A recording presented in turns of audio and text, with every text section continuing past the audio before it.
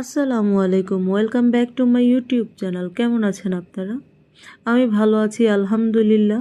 আপনারা কেমন আছেন? অবশ্যই আমাকে কমেন্টস করে জানাবেন।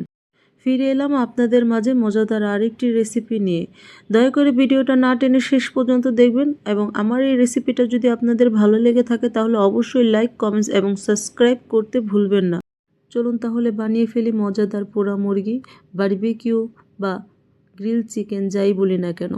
প্রথমে একটি বলের মধ্যে স্বাদ অনুযায়ী লবণ, হলুদ, মরিচ, জিরা, ধনিয়া, লেবুর রস, চিলি পাউডার, আদা রসুন বাটা, তন্দুরি চিকেন মশলা 1 টেবিল চামচ, tomato sauce, barbecue sauce, soya sauce,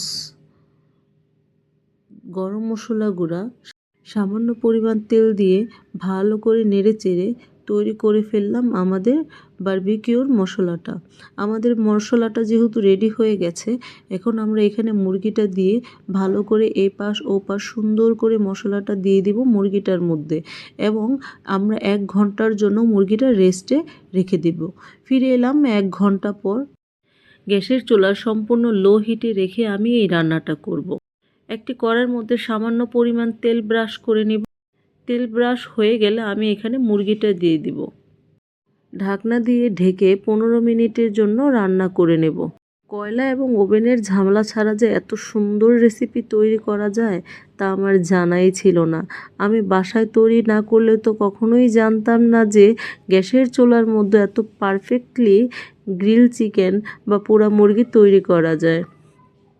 15 minute পর ঢাকনা খোলার পরে আমি দেখতে পাচ্ছি যে অনেকখানি পানি ছেড়ে দিয়েছে এবং আমার মাংসটাও মোটামুটি অনেকটা সিদ্ধ হয়ে গিয়েছে। তারপর মাংসটা আমি ভালো করে নেড়ে চেড়ে এবং সুন্দর করে উল্টিয়ে দিয়ে এবং আরও 15 মিনিটের জন্য রান্না হতে দিয়ে দিব এবং 15 মিনিট পর ফিরে এসে দেখি যথেষ্ট পরিমাণ আমার পানি একদমই শুকিয়ে গেছে এবং সুন্দর করে মাংসটাও সিদ্ধ হয়ে গেছে। আমি এখানে আরও 10 মিনিট ভালো করে মশলাটা নাড়াচাড়া করব, কারণ মশলাটা যতক্ষণ পর্যন্ত একদম শুকিয়ে মাংসটার সাথে না মিশে যায় অতক্ষণ পর্যন্ত আমি এটা নাড়াচাড়া করব। 10 মিনিট ভালো করে নাড়াচাড়া করার পর আমার মশলাটা একদমই শুকিয়ে গেছে এবং মাংসর সাথে লেগে গেছে। আমার এই গ্রিল চিকেনটা দেখতে যত সুন্দর হয়েছে, খেতে এর চেয়েও ভীষণ মজা হয়েছে। বিশ্বাস করুন, অনেক বেশি মজা হয়েছে। যে রেসিপিটা আপনাদের সাথে না দিয়ে আমি থাকতেই পারলাম না। প্লিজ আপনারাও বাসায় ট্রাই করবেন এবং আমার এই ভিডিওটা যদি আপনাদের ভালো লেগে থাকে অবশ্যই একটি লাইক, কমেন্টস এবং সাবস্ক্রাইব করতে ভুলবেন না। সার্ভ করে নিলাম, দেখতে বলুন তো কেমন হয়েছে। আলহামদুলিল্লাহ।